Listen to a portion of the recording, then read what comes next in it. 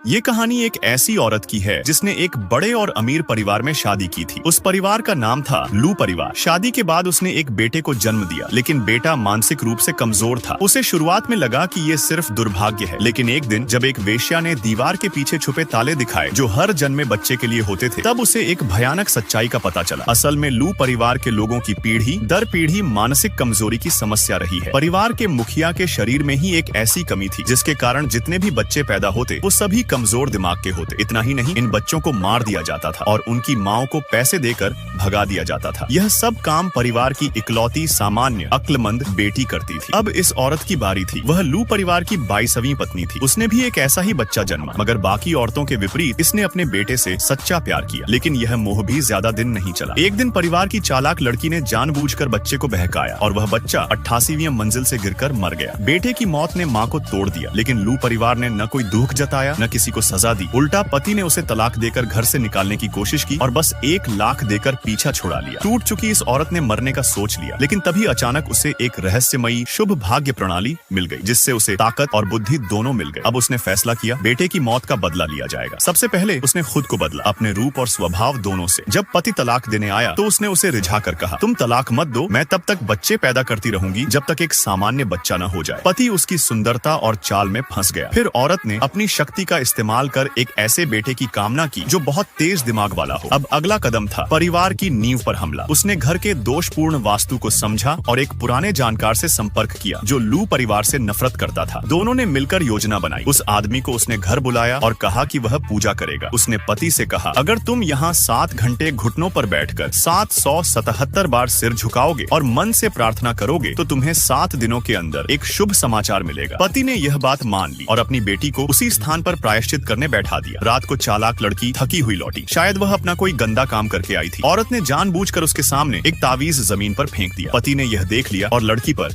बुरी तरह नाराज हो गया। उसने उसके सारे बैंक कार्ड बंद करवा दिए और उसे पूजा घर में जाकर गलती का एहसास करने को कहा। अगले दिन चालाक लड़की औरत से भिड़ गई। बोली कि या तो तू इस घर से निकल जा या तेरी हालत भी तेरे बेटे जैसी कर दूंगी। लेकिन इस बार औरत चुप नहीं रही। उसने सीधे उसके मुंह पर पानी फेंक दिया। ये सब पति और सास ने देख लिया। सास ने पूछा कि ये क्या चल रहा है। औरत तुरंत जमीन पर घुटनों पर बैठ गई और खुद को मासूम दिखाते हुए बोली, यह औरत बार बार तुम्हें ताना मारती है कि तुम कभी सामान्य बच्चा नहीं पैदा कर सकते। मैंने गुस्से में आकर उस पर पानी फेंक दिया। फिर उसने एक धमाका किया। उसने कहा, मैं गर्भवती हूँ और मेरा बच्चा बिल्कुल सामान्य होगा। पति खुशी से झूम उठा। सास ने डॉक्टर बुलाने को कहा। अगले ही पल औरत को जांच कक्ष में ले जाया गया। उधर चालाक लड़की को कोई चिंता नहीं हुई, क्योंकि डॉक्टर के पास ऐसी मशीन थी जिससे तुरंत पता चल सकता था कि बच्चा सामान्य है या नहीं। लेकिन औरत को कोई डर नहीं था।